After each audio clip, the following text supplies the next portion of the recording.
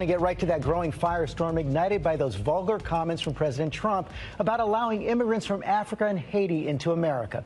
ABC News policy is not to repeat the profanity, which a chorus of Trump critics have called racist and un-American. We're going to talk more about that later. First, our chief White House correspondent John Karl is tracking all the latest fallout from Washington. Good morning, John. Good morning, George. Just as he seemed to be making progress on a bipartisan immigration deal, the president blew it all up with a vulgar remark that struck many as blatantly racist.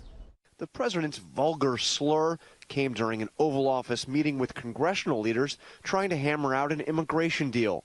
Multiple sources tell ABC News the president grew angry when he was told the developing deal would include protections for immigrants from African countries and Haiti.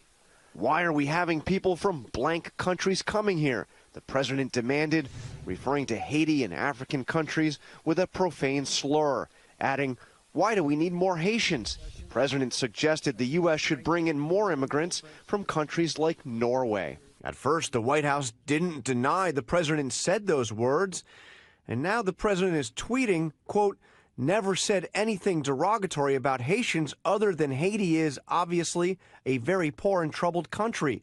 I have a wonderful relationship with Haitians." But news of the president's crude insult drew bipartisan condemnation. This remark by the president of the United States smacks of blatant racism. His comments do not represent America. Listen, this is not help at all. It's a distraction. Republican Congresswoman Mia Love, the first Haitian American elected to Congress, called on the president to apologize, saying his comments are, quote, "unkind, divisive, elitist, and fly in the face of our nation's values." Jeb Bush tweeted, "I hope today's comments were just a crass and flippant mistake and do not reflect the hateful racism they imply." It's far from the first time Trump has made racially offensive comments.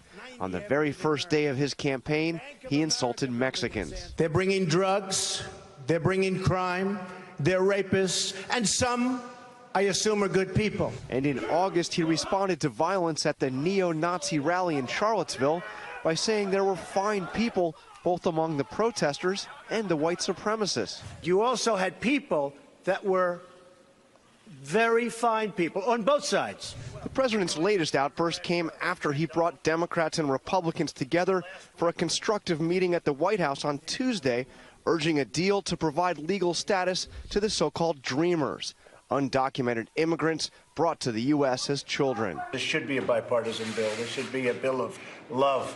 Truly, it should be a bill of love, and we can do that. Before yesterday's outburst, it appeared that a deal was imminent. Now that's in doubt. There were 7 members of Congress at yesterday's meeting. The only one to comment is the lone Democrat, Dick Durbin. To no surprise, the president started tweeting this morning denying that he used those words. It is not true. And now the president is up and tweeting, saying that the bipartisan deal that was presented to him yesterday was a big step backwards, adding, quote, U.S. would be forced to take large numbers of people from high-crime countries which are doing badly. And now another tweet where he seems to be denying what he said, saying the language used by me at the DACA meeting was tough, but was not the language used. What was really tough was the outlandish proposal made. Unclear if that is a full denial of what he said. George, we've asked for clarification.